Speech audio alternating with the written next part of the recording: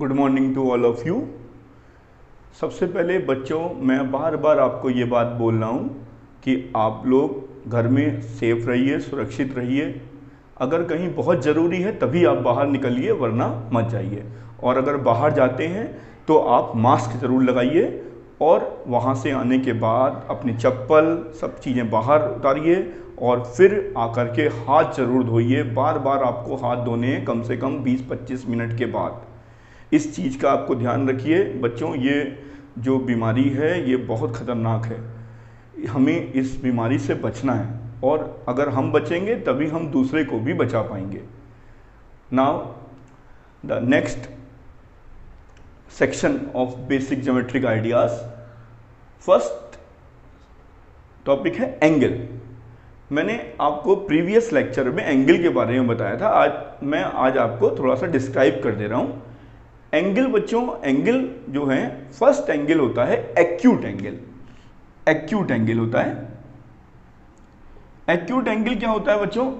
Acute angle more than 0 degree but less than 90 degree, यानी कि कुछ इस टाइप से ये आपका एंगल एक्यूट एंगल है,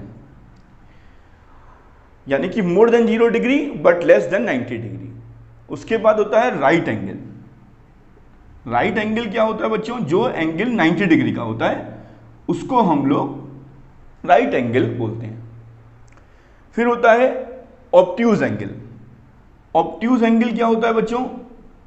ऑब्ट्यूज एंगल में क्या होता है? जो एंगल आपका मोर than 90 degree but less than 180 degree, उस एंगल को हम लोग क्या बोलते हैं बच्चों? Obtuse angle.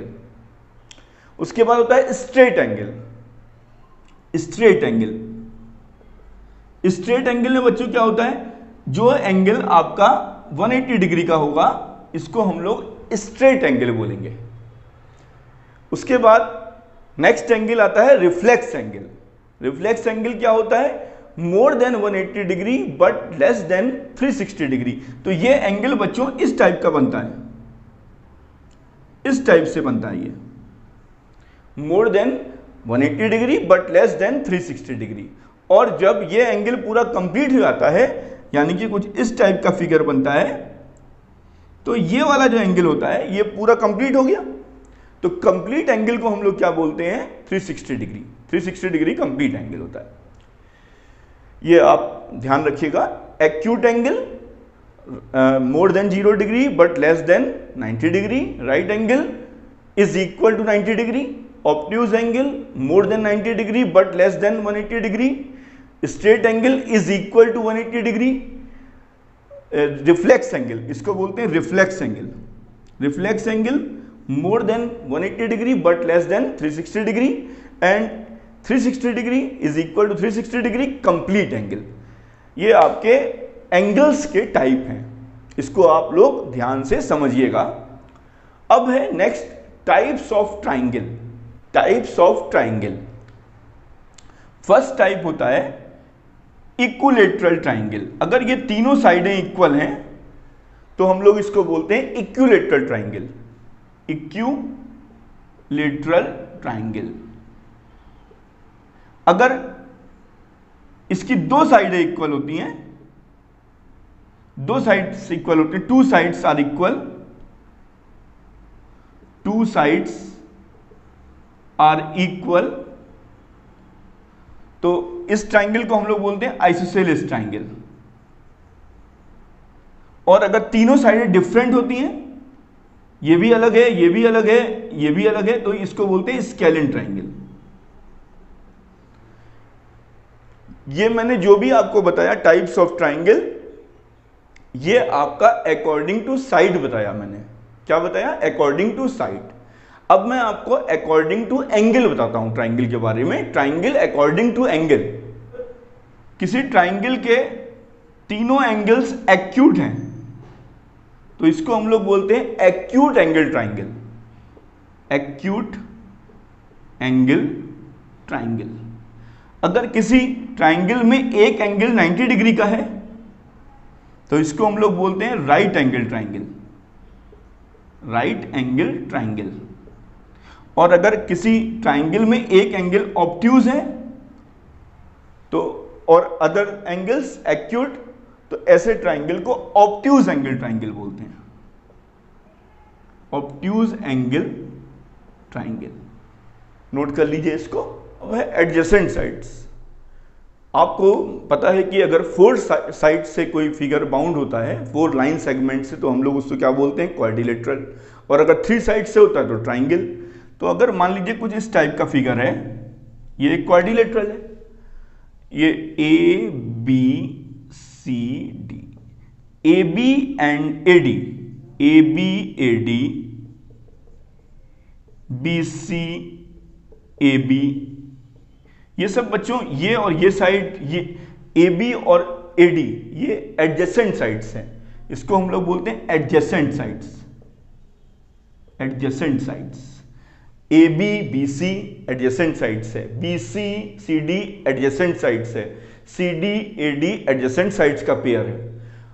ठीक है, ध्यान रखिएगा। एडजेसेंट का मतलब एक दूसरे से जुड़ा हुआ। अपोजिट का मतलब क्या होता है, आमने सामने।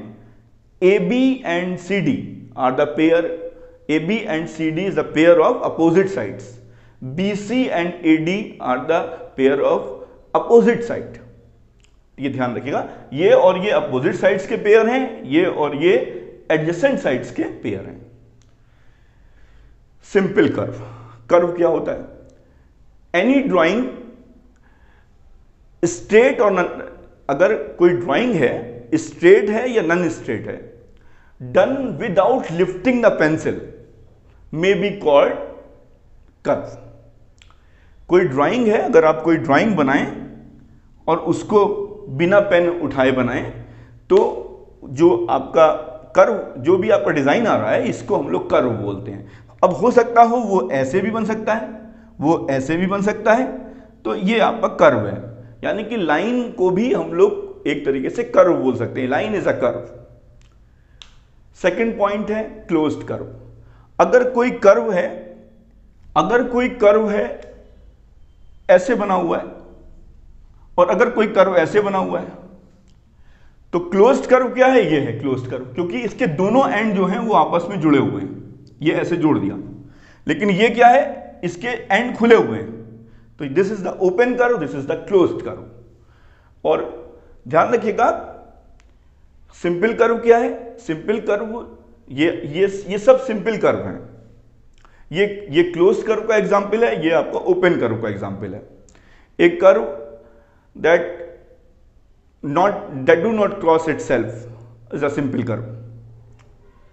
पॉलीगॉन, अगर मान लीजिए अगर 4 लाइन सेगमेंट से कोई आपका कोई फिगर बन रहा है, तो उसको हम लोग क्या बोलते हैं, क्वाड्रिलेटरल। 3 साइड से बन रहा है तो हम लोग बोलते हैं उसको ट्राइंगल। अगर 5 साइड से बनता है तो उसको हम लोग बोलते हैं पेंटागन, पेंटागन। अगर 6 साइड से बन रहा है तो हम लोग उसको क्या बोलेंगे, हेक्सागन, हेक्सागोनल पॉलीगन। और एक बात और याद रखिएगा कि अगर सारी साइड्स इक्वल हैं तो सारे एंगल्स इक्वल होंगे इंटीरियर, तो उसको हम लोग बोलते हैं regular polygon. Now the circle. Circle को समझते हैं। ये एक सर्किल है, ये जो बाहर बाहर आउटलाइन है, इसको हम लोग बोलते हैं सरकमफ्रेंस। और अगर मैं इसके अंदर पेंट करूंगा तो उसको हम लोग बोलेंगे एरिया। अगर मैं पेंट करता हूं इसके अंदर तो ये वो एरिया होगा, और अगर मैं आउटलाइन की बात करता हूं तो क्या होगा, सरकमफ्रेंस होगा। ये सेंटर है, सेंटर को हम लोग ओ से शो करते हैं। ये आपका रेडियस है, ओ ए रेडियस। ये आपका, इसको हम लोग बोलते हैं कॉर्ड। लॉन्गेस्ट कॉर्ड को हम लोग बोलते हैं diameter.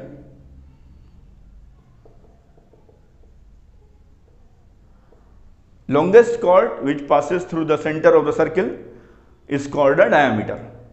Radius, O A radius है। सरकमफ्रेंस जो आउटलाइन है बाहर की। ए बी क्या है, दोनों end points, both end points lie on the circle, ये कॉर्ड है। डायामीटर भी एक कॉर्ड है, लेकिन diameter is the longest chord which passes through the centre of the circle. अब एक चीज और देख लेते हैं, ये क्या है बच्चों, अगर कोई एरिया दो रेडियस के बीच में बाउंड हो रहा है, ये एरिया, इसको हम लोग बोलते हैं sector, sector of a circle. अगर इस टाइप से दिया हुआ है, ये सेंटर है, अगर कोई आपसे पूछे ये क्या है, ये तो सेक्टर हो गया, ये क्या है, segment of a circle, segment of a circle, ये ध्यान रखेगा।